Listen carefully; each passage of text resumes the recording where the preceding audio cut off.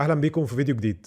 الفيديو ده هنتكلم فيه عن مفهوم الكوبي رايتنج او الكتابه الاعلانيه. ليه لازم تتعلم كوبي رايتنج او كتابه اعلانيه مهما كان البيزنس بتاعك، وحتى لو كنت موظف او حتى طالب. والحاجه الثالثه هنتكلم عن اشهر الفريم وركس او النماذج بتاعه الكتابه الاعلانيه، النماذج اللي اي حد بيكتب كوبي او نص بيتحول لفلوس بيستخدمها. اي كتاب عن الكتابه الاعلانيه هتلاقيه بيشرح الفريم وركس دي او النماذج دي. حتى اي نص ممكن تقراه بتشتري من خلاله او بيقنعك ان انت تشتري، هتلاقيه مستخدم الفريم وركس دي. فحاول تركز معايا كويس جدا في كل نقطه. ايه هو الكوبي رايتنج او الكتابه الاعلانيه؟ لو عرفنا مفهوم الكوبي رايتنج او الكتابه الاعلانيه في سطور قصيره، فهيبقى معناه هو تحويل مشاهد بيشوفك عادي ما يعرفكش لمشتري، لشخص بيختار ان هو يطلع من جيبه فلوس وبيدي لك مقابل خدمتك او مقابل الحاجه اللي انت هتبيعها له. الكوبي رايتنج او الكتابه الاعلانيه بيستخدم تقريبا في كل حاجه بتحاول ان انت تجيب منها فلوس. ممكن تكون تويتس على اكس، ممكن تكون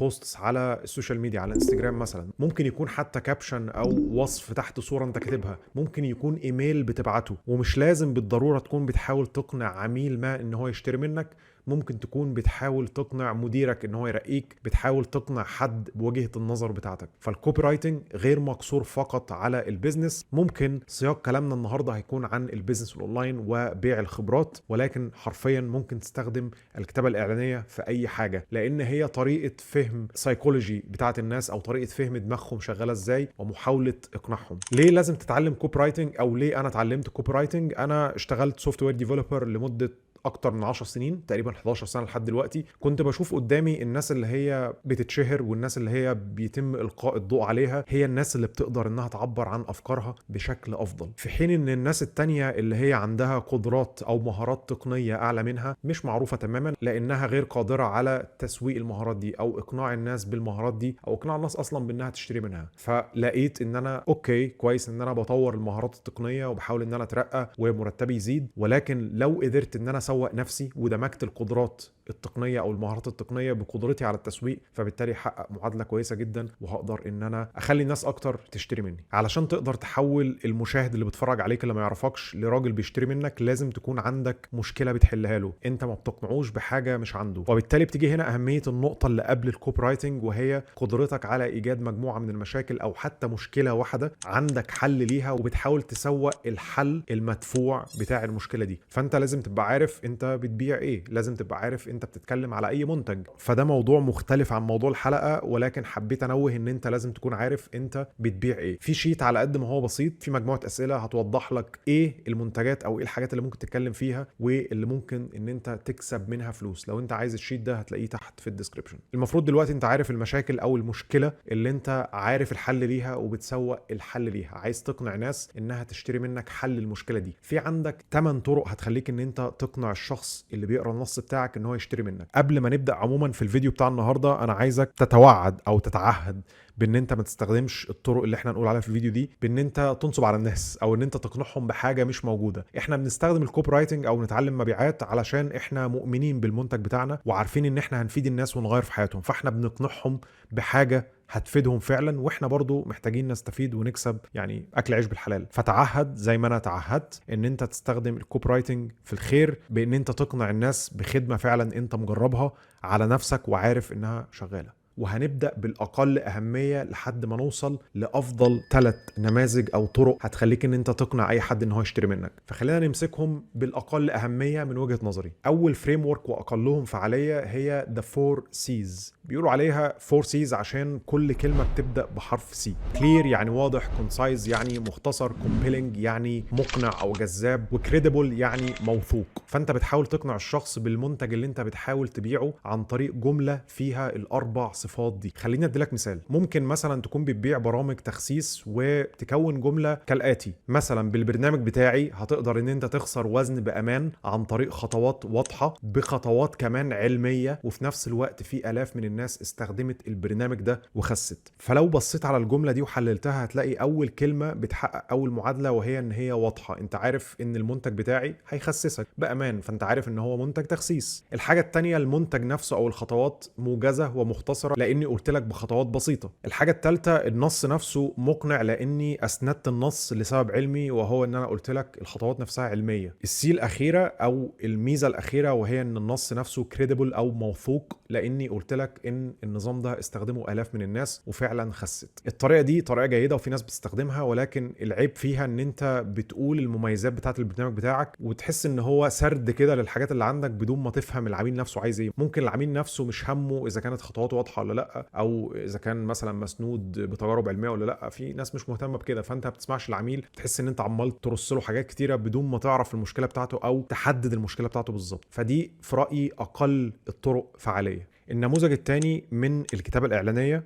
والاكثر اهميه من النموذج اللي قبل كده، وهو فاب فيتشرز ادفانتجز وبنفيتس. بمعنى ان انا بذكر الاول السمات بتاعه المنتج بتاعي، بعد كده بذكر الحاجات اللي بتميزه عن المنافسين بتوعه، واخيرا بذكر المنفعه او المنافع بتاعته. خليني ادي لك مثال. الساعه الذكيه دي بتساعدك على ان انت تراقب عدد ساعات نومك، وبالتالي لما تراقب عدد ساعات نومك لمده طويله هتحسن جوده نومك وكمان هتحسن جودة حياتك. فخليني أشرح لك الجملة بالتفصيل ونطلع كل جزء من النموذج ده. فأنت قلت الساعة الذكية دي، فدي في حد ذاتها سمة، لأن الساعة قلت إنها ذكية بتساعدك على إن أنت تراقب عدد ساعات نومك. فهنا أنا بدي ميزة بتتفوق فيها الساعة دي عن الساعات التانية. ممكن تكون الساعات التانية مثلا بتراقب بس الخطوات أو بتحسب لك عدد السعرات الحرارية وهكذا، ولكن الساعة دي فيها ميزة، الميزة دي مش موجودة في أغلب المنتجات التانية. فهنا أنت بتركز على حاجة تكون معروفة إنها مش موجودة في المنتجات التانية المنافسة. الجزء الأخير بتركز فيه على ميزة هتحسن حياة الشخص لو اشترى المنتج ده،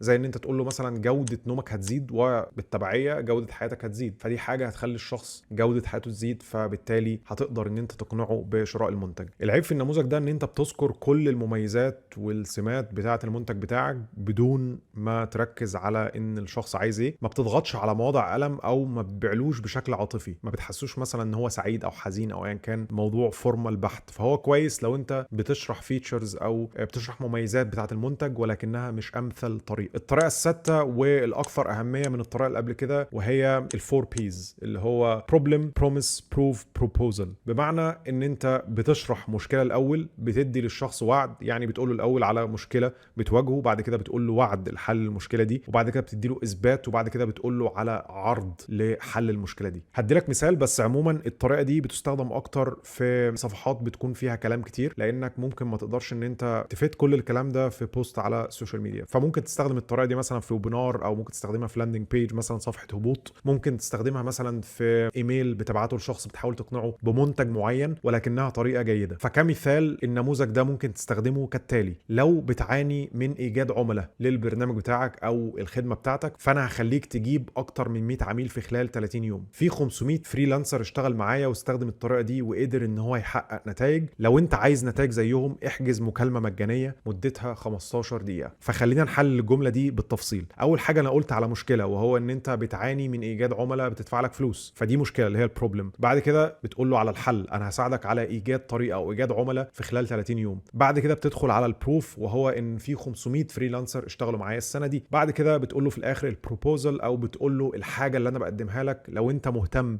ان انت تلاقي عملاء احجز معايا مكالمه مدتها 15 دقيقه. فانا قلت المشكله، قلت له حل المشكله، او قلت له الوعد نفسه، وبعد كده قلت له اثبات ان انا هقدر ان انا احل له المشكله دي، وفي الاخر قلت له بروبوزل، او قلت له هيعمل ايه علشان يحل المشكله دي بان هو يحجز مكالمه معايا. العيب في النموذج ده ان هو زي ما قلت طويل شويه، فممكن العميل نفسه يقع منك لو انت مثلا بتستخدمها مع ناس مدمنه للمقاطع القصيره او القرايه بتاعه النصوص القصيره، فهتلاقيه فعلا ممكن يقع منك لانها طويله، نص طويل. فانت عايز تستخدمه في برامج محدده او في حاجات فيها سيرفيس تقيله شويه، او بتخاطب عملاء سنهم اكبر شويه وعندهم خلق ان هم يقعدوا يقروا. الطريقه الخامسه والاكثر اهميه شويه وهي برضو 4 بيز ولكن كلمات مختلفه. بمعنى ان انت بتدي له وعد، بعد كده بتحاول ان انت ترسم له صوره في خياله للحلم اللي هيوصل له او الحاجه اللي هو هيوصل لها، وبعد كده بتدي له اثبات على ان انت هتوصله للحلم ده او الصوره اللي هو تخيلها دي، وبعد كده بتقوم دفعه على ان هو يحجز معاك استشاره او يشتري المنتج او ايا كان اللي هيقربه من الشراء. فخلينا نحللها حاجه حاجه عن طريق جمله. هدي لك مثال. فلو انت عايز توصل لاحلى شكل في حياتك، يعني هتوصل لمرحله ان انت بتبص في المرايه وحابب اللي انت شايفه، حابب شكل جسمك. احنا العملاء بتوعنا قدروا ان هم يخسروا 10 كيلو جرام في خلال 6 شهور، والدليل على كده شوف كل الصور بتاعت التحولات دي. فلو انت عايز تحقق انجاز زيهم فاحجز مكانك النهارده. احنا عندنا 5 اماكن بس باقيه. فتعال نحللها حاجه حاجه. انا قلت له الاول وعد،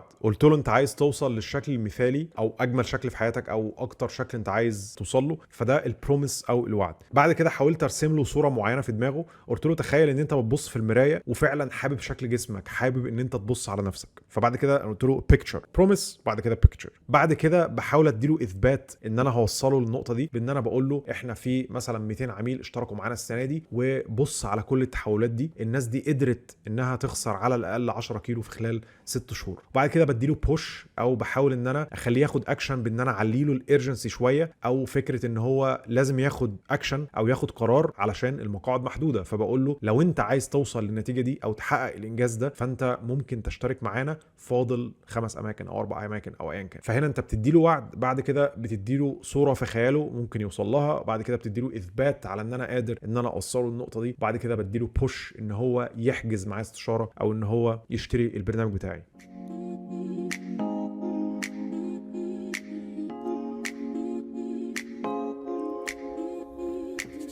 العيب بقى في النموذج ده انه في الفتره الاخيره بقى بيستخدم يعني بنسبه كبيره جدا، ان الناس بتقول لك فاضل 5 مقاعد، فاضل مكانين، فاضل مش عارف ايه. فبدا الموضوع يبدو وكانه نصب، يعني 5 اماكن ايه اللي باقيين وكده. فبدات الناس فعلا تشك في اي كوبي او اي نص مكتوب بالطريقه دي ان هو نصب، من كتر بقى يعني سوء استخدام موضوع المقاعد المحدوده ده. تدخل على اي صفحه ممكن يكون واحد اصلا ما بيبيعش اي حاجه، فاضل 5 مقاعد. فانت كويس ان انت تستخدمها، ولكن ما تستخدمهاش بشكل مفرط علشان ما تحسش الناس ان انت بتنصب يعني. فده العيب بتاع اللي هي الفور بيز الثانيه اللي هي بروميس بيكتشر بروف بوش. بعد كده بندخل على النموذج رقم 4 او الطريقه رقم 4 وبيسموها ستار ستوري سوليوشن او 3 سيز. الطريقه دي محتاجه ان انت تكون شاطر شويه في الستوري تيلينج او سرد القصص، لان القصه نفسها لو غير جيده فانت هتضيع البيع. فهنا الحته دي بيركز عليها الناس اللي هي قادره انها تسرد القصه بشكل كويس، ساعتها تقدر انها تبيع. بس لو انت مش متمكن في سرد القصص بلاش. خليني ادي لك مثال على النقطه دي. انا ممكن اقول مثلا مصطفى شغال موظف دوام كامل من 9 ل 5 زي اغلب الناس. في الاول ما كانش عنده وقت ان هو يتمرن، لما اشترك معانا قدر ان هو يخس 10 كيلو في خلال 6 شهور. البرنامج بتاعنا هتقدر من خلاله ان انت تتمرن 30 دقيقه بس في اليوم، لو انت مهتم اشترك. فهنا انا قلت له مصطفى اهو، فمصطفى هو الستار او النجم بتاع الستوري. بعد كده قلت له مصطفى شغال موظف دوام كامل زي كل الناس، فدي ستوري انا قلت له ان مصطفى بيعمل كذا كذا كذا. بعد كده بقول له الحل او السوليوشن اللي هو مصطفى لما اشترك في البرنامج بتاعنا او اشترك معانا قدر ان هو يخسر 10 كيلو في خلال 6 شهور، فده الحل. فانا بقول له ستار في هيرو للستوري او شخص اللي هو البطل بتاع القصه، وبعد كده بقول له على القصه نفسها عامله ازاي، وبعد كده بقول له على الحل. طبعا ده مثال قصير شويه، ممكن الموضوع بقى يكبر لاكتر من كده. ممكن تعمل اصلا بوست كامل عن الموضوع ده، يبقى عندك فيه بطل للقصه وبيمر بمشاكل وبعدين يواجه صعوبات تانية وبعدين يحلها، وبعدين في الاخر بيوصل للنتيجه عن طريق المنتج مثلا بتاعي او المنتج بتاعك اللي انت بتحاول تسوقه. دي الفريم ورك، ولكن عيبها زي ما قلت ان انت لازم تكون متقن لعمليه سرد القصص. لو القصه بتاعتك باين انها حرف يعني كذب او كده، الناس طبعا هتنفر منك. تعال بقى نتكلم عن احلى 3 نماذج انا شخصيا بستخدمها وعموما الاكثر فعاليه من وجهه نظري، وهم دول اللي انا شرحتهم في الويبينار بتاع يوم السبت 7 سبتمبر. انا متشكر جدا لكل الناس اللي دخلت الويبينار، يعني الحمد لله ان هو كان مفيد، لقيت تعليقات ايجابيه جدا ومتشكر جدا على وقتكم. النموذج رقم 3 بيسموه باب او بيفور اند افتر بريدج. ده بيستخدم في اعلانات قصيره، يعني ممكن تستخدمه مثلا في ريل، ممكن تستخدمه مثلا في بوست على الانستجرام، حاجه تكون سريعه كده اللي هو بيفور اند افتر. تقول للناس الحاله اللي هم عليها قبل ما يشتروا البرنامج بتاعك، وبعد كده الحاله اللي هيبقوا عليها من غير ما تتكلم على المنتج خالص. بتقول الحاله اللي هم ممكن يكونوا عليها، وبعد كده بتديهم البريدج او الحاجه اللي هتوصلهم للافتر دي او النقطه اللي بعد كده. خلينا ادي لك مثال، او خلينا ادي لك مثال تاني بعيدا عن التمرين. لو انت حاسس ان انت مجهد طول اليوم بسبب عدد ساعات العمل الطويله، فانت ممكن ان انت يبقى عندك طاقه طول اليوم وترجع تشتغل بعد الشغل عن طريق برنامج التغذيه بتاعنا. فانا قلت له اللي هي القصه اللي قبل كده او الحاله اللي عليها قبل ما اشتري المنتج، اللي هو تعبان طول اليوم ما عندوش اي طاقه ان هو يشتغل بعد الشغل. بعد كده قلت له الحاله اللي ممكن يكون عليها وهو ان هو عنده طاقه ان هو يشتغل بعد الشغل. بعد كده اديته البريدج او برنامج التغذيه اللي هو الحل. الميزه بقى في الفريم ورك دي ان انت بتشتغل على مشكله عند شخص، انت عارف ان النيش بتاعتك او الاشخاص اللي انت بتحاول تحل له المشكله بتاعتهم عندهم مشكله معينه، فانت بتحل مشكله، ما بتقعدش تتكلم في البرنامج بتاعك. ودي اكبر غلط او اكبر حاجه خاطئه ممكن تعملها، ان انت تقعد تتكلم على البرنامج. مفيش حد مهتم، الناس مهتمه بمشكله عندهم. الناس انانيه، كل الناس انانيه اللي بتتفرج على المحتوى بتحاول تفيد نفسها بحاجه او بتدور على مصلحتها، حتى لو كان الشخص بيدور على حاجه تافهه فهو بيحاول يسلي نفسه، فهي مصلحته في الاخر. الميزه في النقطه دي او في النقطتين كمان اللي جايين ان انت بتشتغل على مشكله عند الشخص. الفريم ورك اللي بعد كده واللي اكثر اهميه من الفريم ورك رقم 3 وهي PAS او PAS، اللي هي problem agitate و solution. بمعنى ان انا بدي للشخص مشكله معينه، المشكله دي بعديها ببدا ان انا افخمها واضغط على البين بوينت او المشكله اللي عند الشخص، وبعد كده بديله الحل. خليني ادي لك مثال. لو انت بتعاني ان انت تخسر وزن، دي مشكله، الموضوع قد يبدو كارثي وحاسس ان مفيش اي نظام دايت نافع معاك، كل حاجه بتفشل وانت يأست. فهنا انا فخمت له الموضوع وحسيت ان الدنيا سوداء. بعد كده بديله السوليوشن او بقول له عن طريق البرنامج بتاعنا هتقدر ان انت تخس 3 كيلو في خلال شهرين وهتوصل للجسم المثالي اللي نفسك فيه. فهنا انا اديته المشكله اللي هو موضوع نزول الوزن، فخمت له المشكله او ضخمتها او عملت لها اجيتيشن او خليتها له مشكله فعلا كبيره، وخليت انه حياته متوقفه على حل المشكله دي. وبعد كده اديته الحل بان البرنامج بتاعي او الخدمه بتاعتي هتخليك ان انت تخس اكس من الكيلوغرامات في وقت معين. الطريقه دي كويسه جدا، ممكن تدمجها ما بين الطريقه اللي قلتها قبل كده اللي هي الطريقه رقم 3 اللي هي بيفور اند افتر بريدج، او الطريقه بقى المثاليه بالنسبه لي او الافضل على الاطلاق وهي الطريقه الاولانيه ايدا او AIDA، يعني attention interest desire واكشن. خلينا ناخدهم نقطه نقطه. attention بمعنى ان انت بتجذب انتباه الشخص، بعد كده بتثير حماس الشخص بشكل ما ان هو يكمل ان هو يشوف الاوفر بتاعك، بعد كده بتزود رغبه عنده ان هو ممكن ياخد قرار شراء، وبعد كده بتخليه ان هو ياخد اكشن او ان هو يشتري. خلينا ناخدها نقطه نقطه ونشرحها في مثال. تخيل انك تقدر تسيب وظيفتك اللي هي الدوام الكامل وتسيب مديرك اللي انت مش طايقه في خلال شهرين من النهارده لو بدأت معانا البرنامج بتاعنا. لو عايز تحقق حلمك وتعمل الحاجات اللي انت عايزها في الوقت اللي انت عايزه، فاضغط على الزرار ده وهندخل معاك مكالمة مجانية. فهنا انت عملت الاول اتنشن ان انت قلت له لو انت عايز تكسب اول $1000 اونلاين، انا عايز اكسب اول $1000 اونلاين، فانت ثرت انتباه الشخص. بعد كده قلت له في الاف من الناس بتعمل فلوس وهي نايمة، فانت زودت حماسه اكتر بشكل ما او خليته عايز يكمل، عايز يعرف الطريقة. بعد كده زودت الرغبة عنده بان انت قلت له انت تقدر ان انت تسيب شغلك في خلال شهرين من النهارده وتتخلص من مديرك اللي مطلع عينيك. وبعد كده اديته قلت له اعمل اكشن، وهو ان هو يحجز معاه استشاره او يشتري برنامج او ايا كان. اعتقد الفريم ورك دي او النموذج ده بيحقق المعادله، نموذج مثالي. واعتقد ان انت لو هتختار نموذج تتدرب عليه وتشتغل عليه في كتابه ايميلات، كتابه سكريبتس، كتابه بوست بتاعه انستجرام، فهو النموذج ده اللي هو الايدا اللي هو attention interest desire then action. لمره تانية بشكر الناس اللي حضرت الويبينار ومبروك عليكم العرض بتاع كورس الكوبي رايتنج اللي خدتوه.